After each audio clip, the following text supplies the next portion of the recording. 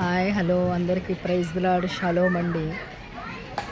Bible గ్రంథంలో కొంతమంది స్త్రీల కొరకు ఉందండి. దెబోరా గారు, ఎస్తేరమ్మ గారు, మిరియాము గారు, అనేకుల కొరకు. మనం కూడా బలహీనమైన స్త్రీలమైతే కాదు, ప్రతి ఒక్కరిలో ఒక్కొక్క టాలెంట్ ఉంటుందండి.